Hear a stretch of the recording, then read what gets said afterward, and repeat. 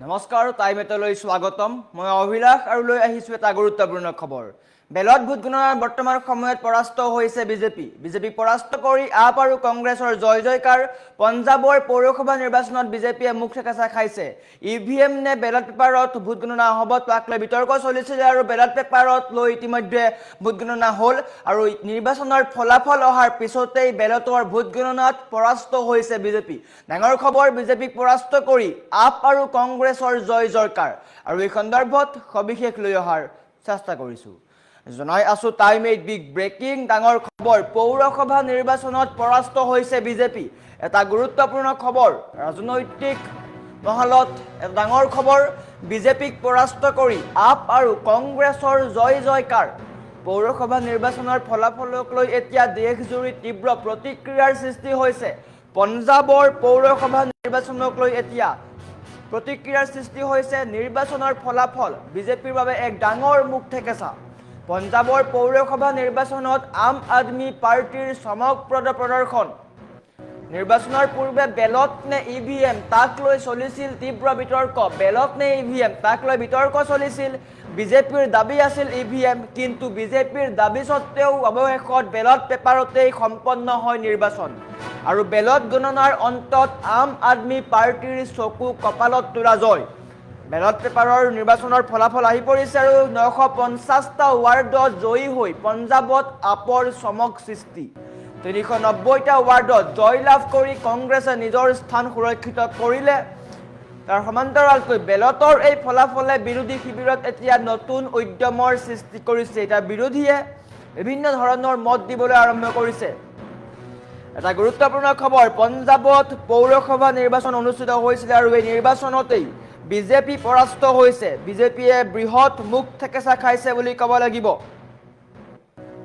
এটা গুৰুত্বপূৰ্ণ খবৰ পৌৰসভা নিৰ্বাচনত পৰাস্ত হৈছে বিজেপি 950টা ৱাৰ্ডত জয়ী হৈছে আপ পঞ্জাবত ইতিমধ্যে আপৰ চৰকাৰ আছে আৰু বিজেপিৰ তাত নিশ্চয়কৈ ভেটি সুদৃঢ় কৰাৰ চেষ্টা কৰিছে কিন্তু ফলাফল বৰ্তমান সময়তো আপৰ ফালে পঞ্জাবত আপ শাসিত চৰকাৰ আছে আৰু পৌৰসভা নিৰ্বাচনত বিজেপি আশা কৰিছিল যে তেওঁলোকে অলপ ভাল ফলাফল কৰিব কিন্তু সেয়া হৈ নুঠিল পঞ্জাবত এতিয়াও আপৰ জয় জয়কাৰ তাৰ সমান্তৰালকৈ কংগ্ৰেছৰ জয় জয়কাৰ ডাঙৰ খবৰ আৰু এই নিৰ্বাচনত ইভিএম নে বেলত পেপাৰ তাক লৈ চৰ্চা চলিছিল ইভিএম নে বেলত পেপাৰ তাক লৈ তীব্ৰ বিতৰ্কৰ সৃষ্টি হৈছিল আৰু বিজেপিয়ে দাবী উত্থাপন কৰিছিল যে ইভিএম হ'ব লাগে কিয়নো দেশজুৰি ইভিএম হৈ আছে বা ইভিএমত ভোট গণনা হৈ আছে সমগ্ৰ দেশজুৰি বিজেপি শাসিত হওক বা অন্য যিসমূহ ৰাজ্য আছে সেইসমূহেই হওক সকলোতে ইভিএমৰ দ্বাৰা ভোট গণনা হয়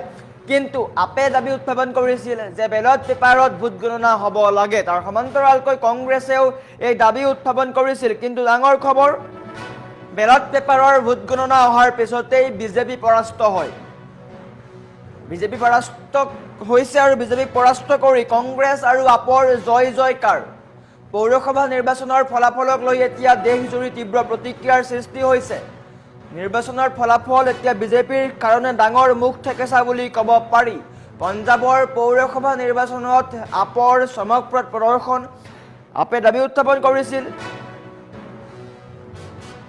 বিজেপিৰ দাবী সত্ত্বেও অৱশেষত বেলত পেপাৰতেই নিৰ্বাচন সম্পন্ন হয় ইতিমধ্যে আপ জয় হৈছে পঞ্জাবত আপৰ চৰকাৰ আছে বিজেপিয়ে আশা কৰিছিল যে পৌৰসভা নিৰ্বাচনত কিছু সৰু সৰু ইছ্যু লৈ বিজেপিয়ে জয়লাভ কৰিব কিন্তু সেয়া হৈ নুঠিল পঞ্জাবৰ প্ৰায় জনতাই আপক আকোৱালি ল'লে কংগ্ৰেছক আকোৱালি লৈছে এটা গুৰুত্বপূৰ্ণ খবৰ পঞ্জাবৰ পৌৰসভা নিৰ্বাচনত বিজেপিৰ পৰাস্ত হৈছে বিজেপি অৱতীৰ্ণ হৈছিল নিৰ্বাচনত কিন্তু বিজেপি পুনৰ পৰাস্ত হৈছে বিজেপিয়ে এতিয়াও কিন্তু পঞ্জাবত নিজৰ ভেটি সুদৃঢ় কৰিব পৰা নাই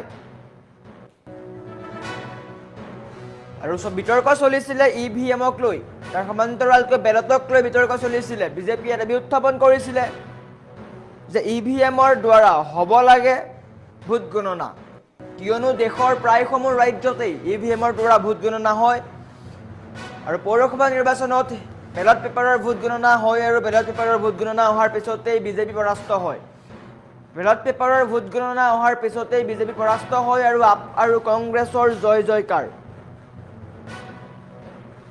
যেহেতু পঞ্জাবত আম আদমি পাৰ্টিৰ চৰকাৰ আছে, নিশ্চয়কৈ তাত তেওঁলোকে ভাল ফলাফল কৰিব, কিন্তু বিজেপিয়ে সৰু সৰু কিছু ইছ্যু লৈ আগবাঢ়িছিলে, কিন্তু সেই ইছ্যুসমূহত তেওঁলোক সফল হ'ব নোৱাৰিলে আৰু পৰাস্ত হ'বলগীয়া হ'ল।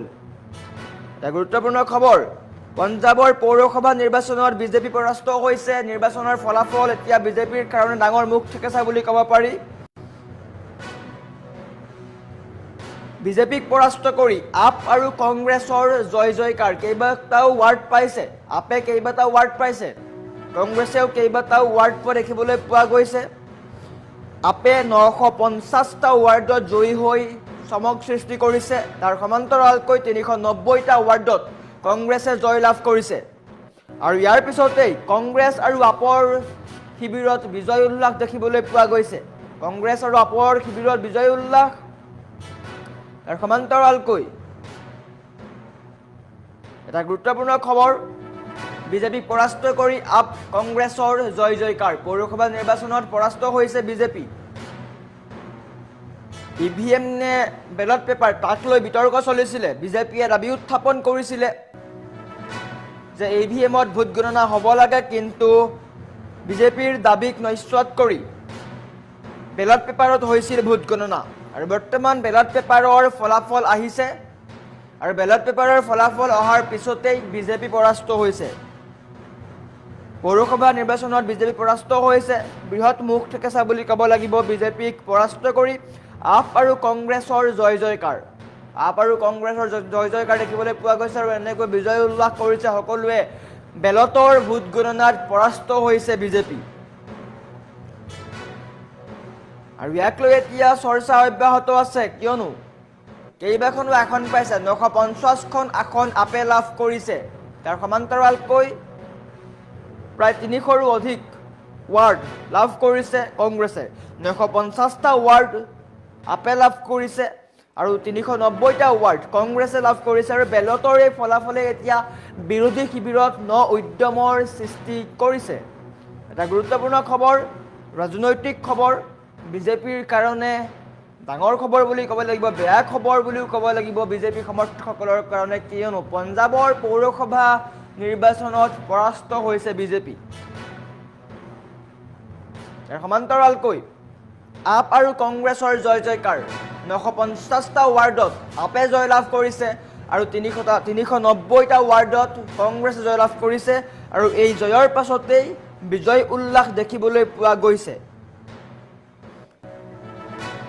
বেলট গণনাৰ অন্তত আম আদমি পাৰ্টিৰ বৃহৎ জয়। 950টা ৱাৰ্ড লাভ কৰিছে আম আদমি পাৰ্টিয়ে।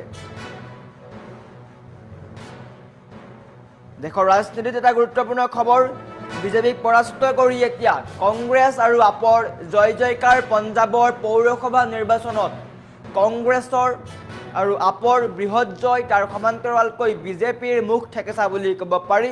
আৰু বেলটৰ ভোট গণনাত এতিয়া বিজেপি পৰাস্ত হৈছে। বিজেপিয়ে দাবী উত্থাপন কৰিছিলে যে ইভিএম হ'ব লাগে, আৰু বিজেপিৰ দাবী স্বত্তেও বেলট পেপাৰত ভোট গণনা হ'ল, আৰু বেলট পেপাৰৰ ফলাফল অহাৰ পিছতেই বিজেপি পৰাস্ত হৈছে। এটা গুৰুত্বপূৰ্ণ খবৰ, পঞ্জাবত বিজেপি পৰাস্ত কৰি এতিয়া আপ আৰু কংগ্ৰেছৰ জয় জয়কাৰ। আৰু এতিয়াই বেলট পেপাৰৰ ভোট গণনাৰ ফলাফলক লৈ বিৰোধী শিবিৰত উদ্যমৰ সৃষ্টি হৈছে। তেওঁলোকে এতিয়া ইভিএমৰ বিৰোধ নিশ্চয়কৈ কৰিব, আৰু অলপ শক্তিশালীভাৱে ইভিএমৰ বিৰোধ কৰিব।